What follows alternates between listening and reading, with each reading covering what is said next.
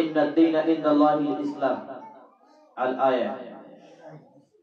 وقال الله تبارك وتعالى في كلامه المجيد والفرقان الحميد: أعوذ بالله السميع العليم من الشيطان الرجيم.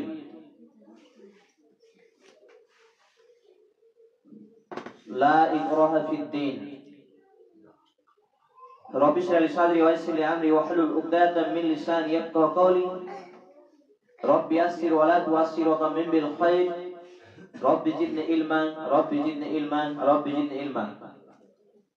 যাবতীয় প্রশংসা, গুণগান, হামদ, শানা, স্তুতিবাদ সেই মহান রব্বুল ইজ্জাতের জন্য, যিনি এক ও অদ্বিতীয়, যিনি আমাদেরকে উত্তম অবয়ব তথা সুন্দর গঠনে সৃষ্টি করেছেন এবং এই মাখলুকাতের শ্রেষ্ঠ বলে ঘোষণা দিয়েছেন।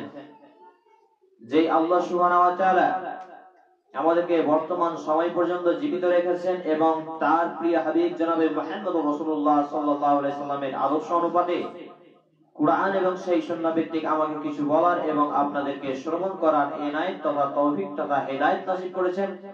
এই মর্মে আমরা আল্লাহ সুবহানাহু ওয়া তাআলার সকল প্রশংসা করি, যেহেতু শেষ করতে পারবো না, তাই তার এবং তার প্রিয় হাবিব মুহাম্মদ সাল্লাল্লাহু আলাইহি সাল্লামের শিখিয়ে দেওয়া একটি বাক্য আমরা অন্তরের অন্তরস্থল থেকে উপস্থাপন করব। আমরা সকলেই বলবো আলহামদুলিল্লাহ।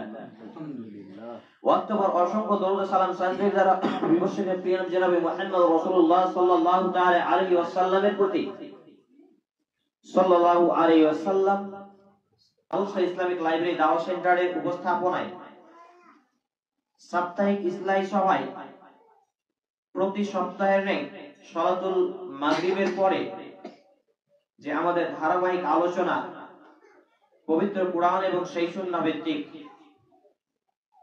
তো সেই ধারাবাহিক আলোচনায় আপনারা যারা এখানে উপস্থিত হয়েছেন, যারা সংযোজিত হয়েছেন এবং যারা একে সঠিকভাবে উপস্থাপনা করার বা পরিচালনা করার জন্য সার্বিক সাহায্য সহযোগিতা করেছেন, তাদের প্রতি মহান আল্লাহ সুবহানাহু ওয়া তাআলার ওয়াসির দয়া ও রহমত বর্ষিত হোক। আমরা বলি আল্লাহুম্মা আমিন।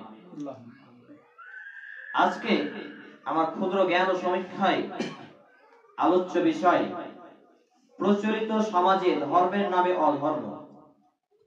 দৃষ্টান্তমূলক কুরআন এবং সেই সুন্নাহর দৃষ্টিভঙ্গি নিয়ে সামাজিক প্রেক্ষাপটে সমাজে প্রচলিত ধর্মের নামে কিছু অধর্মকে তুলে ধরার আপ্রাণ প্রচেষ্টা রাখছি ইনশাআল্লাহুল আজিজ। ওয়া মা তাওফিক ইল্লা বিল্লাহ আলাইহি তাওয়াক্কালতু ওয়া ইলাইহি উনীব।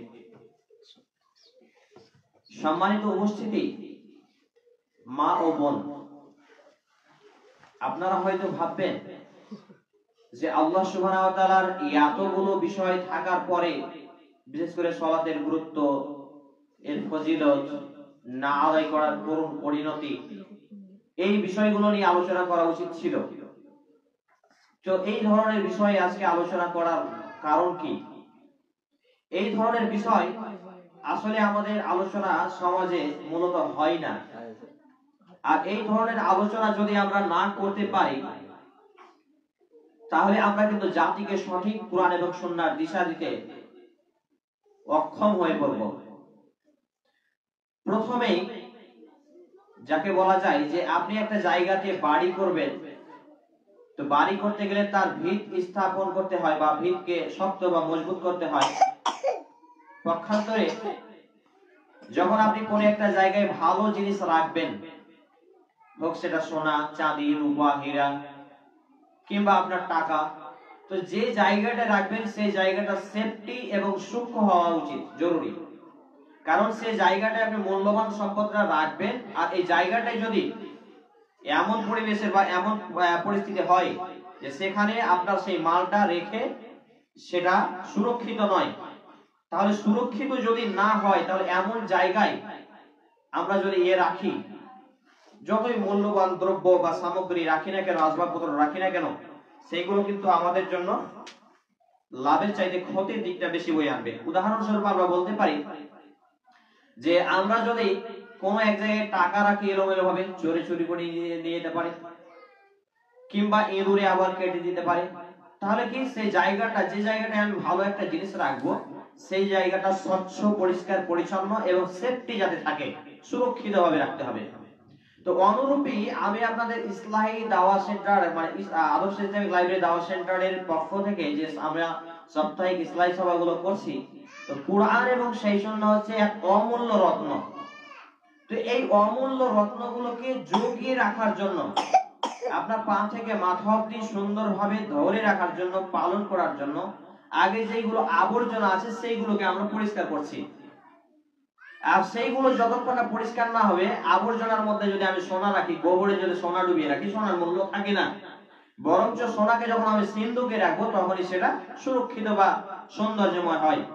অনুরূপী মা ও বোনদেরকে, যেগুলো আগে সমাজে প্রচলিত ধর্মের নামে অধর্ম রয়েছে, যেগুলো কুসংস্কার, যেগুলো ইসলাম রং থিওরি বলে, এইসব বিষয়গুলো থেকে তাদেরকে সচেতন সতর্ক বার্তা স্বরূপ আমরা আজকে আলোচ্য বিষয় দিয়েছি সমাজে প্রচলিত ধর্মের নামে অধর্ম। সম্মানিত উপস্থিতি, মা ও বোন, এই মর্মে আমরা পবিত্র কোরআন থেকে একটি আয়াত আপনাদের সামনে উপস্থাপন করেছি। খুবই প্রসিদ্ধ একটি আয়াত, যে আয়াতে আল্লাহ সুবহানাহু ওয়া তাআলা বলছেন, সূরা আল ইমরান সূরা নম্বর 3 আয়াত নম্বর 19। আল্লাহ সুবহানাহু ওয়া তাআলা বলছেন, ইন্নাদ দীনা ইনদাল্লাহিল ইসলাম। তথা মহান আল্লাহ সুবহানাহু ওয়া তাআলার দরবারে, মহান আল্লাহ সুবহানাহু ওয়া তাআলার কাছে মনোনীত ধর্ম, গ্রহণযোগ্য দিন হলো ইসলাম। তো এই দিন ইসলাম, গ্রহণীয় ধর্ম হচ্ছে দিন ইসলাম। তো আল্লাহ সুবহানাহু ওয়া তাআলার পক্ষ থেকে প্রেরিত ধর্ম দিন ইসলাম, প্রিয় নবী জনাবে মুহাম্মদ রাসূলুল্লাহ সাল্লাল্লাহু আলাইহি সাল্লামের প্রচারকৃত দিন ইসলাম, তার সাহাবায়ে কেরামের প্রচারকৃত দিন ইসলাম, যা অগণিত অসংখ্য ত্যাগ ও তিতিক্ষার মাধ্যমে প্রিয় নবী জনাবে মুহাম্মদ সাল্লাল্লাহু আলাইহি সাল্লাম, তার প্রিয় সাহাবীবর্গ, সময়ের তাওয়াতাবেঈগণ, সলফে সালেহীগণ এবং উলামায়ে কিরাম, বিশেষ করে হাক্কানি উলামায়ে কিরাম, এরা যুগে যুগে কোরআন এবং সুন্নাহর বার্তাকে, ইসলামকে আমাদের এ পর্যন্ত এনে দিয়েছেন।